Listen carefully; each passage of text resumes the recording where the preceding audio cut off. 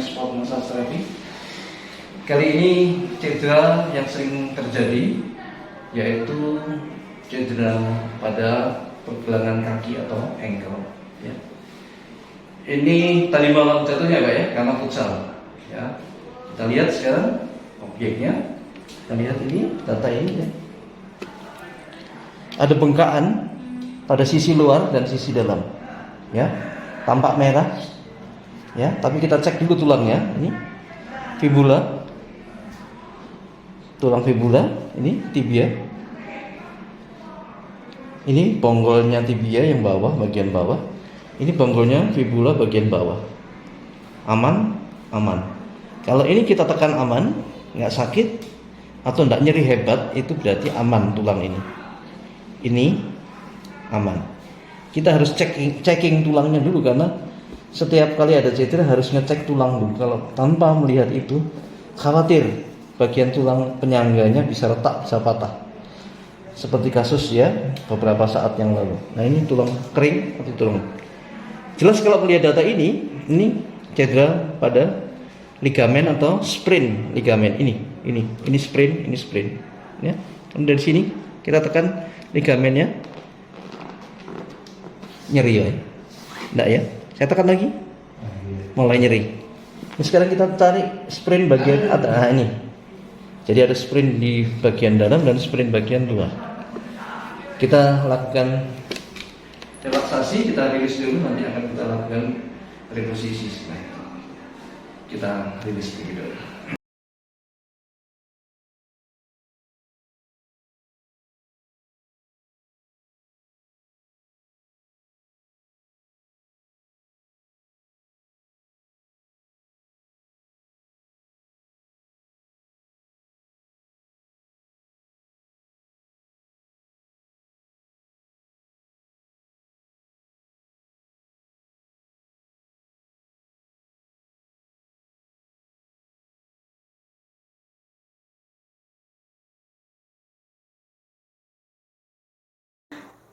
Izin.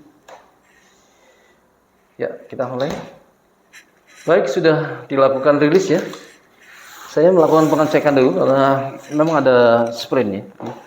Kelihatan sekali ada warna yang berubah ini. Ini. Ada tampak merah, sedikit merah, kemudian ada hitam.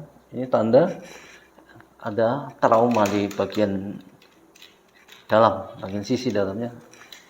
Jadi tadi sudah kita buktikan bahwa sisi bagian dalam ini yang paling sakit dibandingkan yang sisi luar ya. Saya akan melihat ini, ngecek bagian ini ya. Ini adalah satu otot yang berhubungan dengan ini ototnya. Nah ini bagian pangkalnya otot ini, tempat asalnya otot ini namanya origo. Nah ini origonya ini. Ini nempel di sini insersio. Ya, origo insersio. Nah, dari insersio kita tarik ke origo ya. Ini kita tarik ke origo. Ini sedikit kita tarik. Untuk apa? Untuk mempengaruhi persendian ini. Dampak daripada cedera ini, otot itu menjadi kontraksi semuanya, menegang. Nih, set, ya. Nah, ketegangan itu harus dikendorkan terlebih dahulu. Nah, sekarang kita cek gerakan ini sudah bisa, tidak mengalami nyeri tekan yang begitu kuat. Sekarang kita lakukan tindakan reposisi untuk mengecek apakah. Jadi ini jika terjadi penekanan atau sprain ya, cedera pada ligamen, kita berikan tekanan lagi supaya dia kembali pada tempatnya. Lemas kan? Lemas ya, rileks kan, lemas, rileks. 1, 2, 3, kita putar. Ops, stop, sudah. Kita tekan 1, 2, 3. 7, 8, 9, 10. Iya. Kita tekan lagi 1, 2, 3, 4, 5, 8, 9, 10. Iya. Kita berikan tekanan sedikit. Up. Ya, stretching apa? 1, 2, 3, 7, 8, 9, 10. Iya. Stretching lagi supaya terjadi darah yang disalurkan ke bawah itu menjadi lebih besar. Up, ya.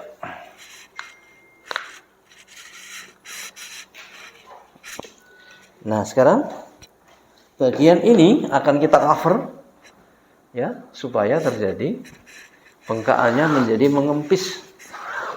Ya, kita lakukan compression namanya, atau penekanan pada bagian yang cedera. Fil-filnya Mbak sini.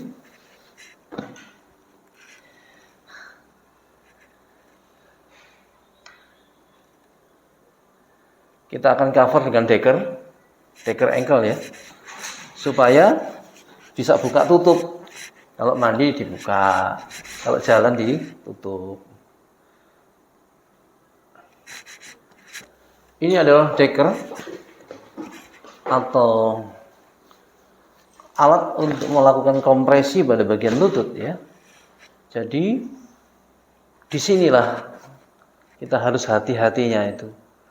Jadi cedera itu harus dapat didiagnosa, termasuk cedera macam apa.